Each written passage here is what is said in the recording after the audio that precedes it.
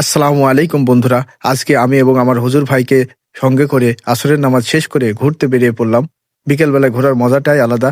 পরিবেশটা সুন্দর ছিল। বিলের ধার দিয়ে যাচ্ছিলাম।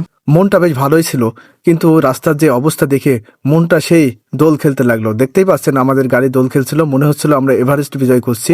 আবার সময় সময় মনে হচ্ছিল চায়নারা যে দেখেন না ভিডিওতে মোটরসাইকেলে চড়ে পাহাড়ের চূড়ায় উঠে, তার চাইতে কষ্ট পাচ্ছিলাম এই রাস্তা দিয়ে যেতে।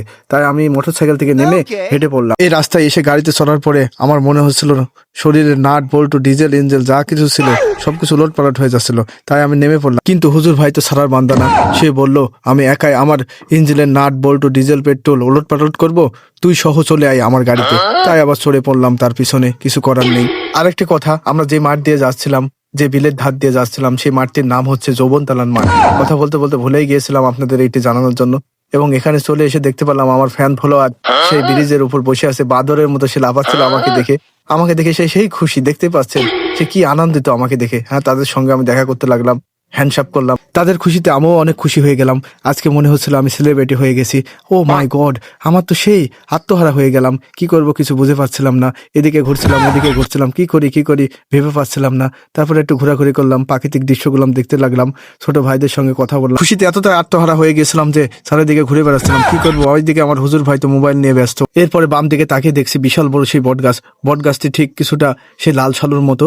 লাল সালু গল্পটি দেখেছেন। এবং কি বট গাছের মাথায় দেখছি শিং। কিসের শিং এটা দেখার জন্য আমি গাছে উঠে লাফ মারে উঠে পড়লাম বাদরের মতো। দেখতেই পাচ্ছেন শিংটি আমি পেরে ফেললাম। এটা কিসের শিং? আজকে আমি এই শিং দিয়ে গবেষণা করব। গবেষণা না করে আজকে আমি এখান থেকে যাচ্ছি না। গবেষণার কথা মনে পড়তেই আমি বিজ্ঞানে আইনস্টাইন হয়ে গেলাম। আজকে আমি আইনস্টাইন হয়েই ছাড়বো এবং এর রহস্য বের করে ছাড়বো। আরেকটি কথা আপনাদেরকে বলে রাখি, এই মাঠটির নাম যৌবনতলার পাশাপাশি ভূতগাড়ি মাঠ। এই কথাটি আমি গবেষণা করার সময় মনে পড়ে গেল। পাশে দেখছি ম্যাসো, তারপরে কেমন একটা শব্দ শুনলো আমার কানে আসলো, এটা ভূতগাড়ি মাঠ। তাই দেরি না করে এইটা মনে হয় ভূতের শিং। তাই আমি গাছে উঠলাম, উঠে এবং এই শিংটি রেখে দিলাম এবং একটি বিকট আকারে শব্দ হলো। আমি ভয়ের জ্বালায় দৌড়িয়ে পালিয়ে গেলাম। ভয়ের জ্বালায় দৌড়াতে গিয়ে ছাগলের সাথে খেলাম ধাক্কা। এত ছাগল দেখে আমি হয়ে গেলাম পাগল। কি যে করবো ভেবে পাচ্ছিলাম না। ফাইনালি দৌড়াতে হুজুর ভাইয়ের কাছে চলে আসলাম এবং হুজুর ভাইয়ের কাছে এসে সে একটু আমাকে ফু দিয়ে দিল। ফু দেওয়ার পরে আমি একটু স্বস্তি অনুভব করলাম। আরেকটি কথা আপনাদেরকে বলতে আমি ভুলে গিয়েছি, আমার অটোর পাশাপাশি আরেকটি বাইকও আছে, দেখতেই পাচ্ছেন। এটা কিন্তু আমার শখের বাইক। এই বাইক নিয়ে আমার অনেক ইতিহাস আছে। ইতিহাসের কথা তো আজকে বলতে পারছি না, এমনি ভিডিওটি বড় হয়ে গেছে। ইতিহাসের কথা জানতে হলে আমার এই পেজটিকে ফলো দিয়ে রাখবেন।